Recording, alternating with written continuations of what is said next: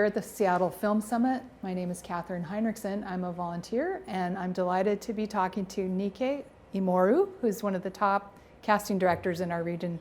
So Nike, welcome. Thank you. Can you please tell us a little bit about yourself? Yeah, I am a casting director for digital content, so TV, film, also commercials. I'm also now an investor. I partnered with an investor, and we founded Rebel Cat Productions. And our mission is to finance films that, in some way, bring into the mainstream of film, of Hollywood, voices that include women, people of color, members of the LGBTQ, and people with disabilities. So we're looking to finance films that are completely inclusive at some level of the filmmaking process. You spoke last year on the casting directors panel. So what brings you back to the Film Summit again this year? I love Ben. I think Ben is a visionary, and I think his desire to develop the film community, to create partnerships and relationships so that we can enhance the filmmaking process in Seattle is wonderful, and to be supported. And I love talking about my work. You know, there are no women of color, there are no black casting directors in our region. Yeah, that's what brings me back, to be visible, to talk about the work that I do, and to be part of the community, be part of the wider film community. Seems like there is a lot of mutual respect among the casting directors who were on the panel with you last year, and probably the ones you'll be speaking with this year. Is that true? Yeah. We like each other. We don't get a lot of opportunity to get together because we're buried literally in casting. And for 5 years I've been doing Z Nation, and that's you know, TV is relentless. It is all-consuming, and I can only imagine it's the same for someone like Erin at Cast Iron, who's doing, you know, more shows. So yeah, so it's nice to come together and catch up, and then we don't see each other for a year. In fact, the last time I saw Jodie was on the panel, you know, and so I'll see her again today. So that's great. Yeah. What kind of questions do you think you'll be asked today?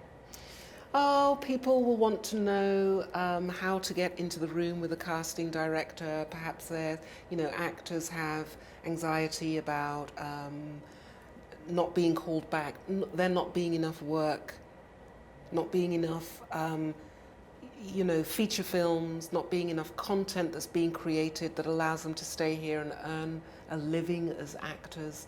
So we'll get those sorts of questions. You know, should I move to LA? Is there really, I've been in all the TV shows here, what next? And so we'll be getting questions like that. What does make Seattle a viable place for filmmakers to live and do business? I think it's a really good indie scene, and I think that, you know, what is positive is also what is negative, so no one can just make their living as a filmmaker. That can seem like a negative, but what's positive is that those same filmmakers do a myriad of other things. So someone who is, you know, the woman who just moderated, Deborah Prowl, is a wonderful actor, but she's also just made her first feature. I wonder how easy that would have been in LA, right? Because sometimes actually the tighter, the smaller the community, the more possible it is, the more resources are actually available within a smaller community to make things happen. So I think here in Seattle, we're hybrid filmmakers, we're actors, directors, producers. Whereas I think in LA, it does exist, but you're called on to focus much more on a particular aspect of the industry. Can you tell us more about your new venture and what led you to go down this path? Yeah, thank you. Rebecca Petriello is actually an investor, and she had financed an all-female production of Shakespeare, and that's called Coriolanus, actually a year ago this weekend. And I played Coriolanus in that. And she and I were talking about the fact that we never actually spoke during that process. Yeah, I mean, she, you know, financed it, and I was always on stage. But afterwards, she had made inquiries about investing into film and TV, and I did a little bit of work for her over the course of a month. And I kept being involved because I wanted to protect her finances. I knew that she would be inundated, and while she's an investor, she's not a filmmaker, and she doesn't know the film industry at that point. And it became clear to both of us that the most fruitful way forward would be for me to partner with her so that we had both, 12 years of filmmaking experience at a high end with the investment in order to move forward. And it has been brilliantly explosive insofar as, we started here, we're already in LA, and we've already financed 3 projects. Wow. Yeah, pilot and a feature film. Congratulations. Thank you.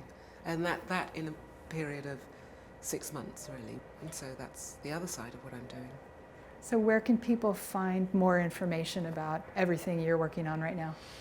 It's difficult. I mean, my website probably, I don't have time. What is that? That's nikkeiimoru.com or rebelcat.net, and you can find us somewhere there. Yeah.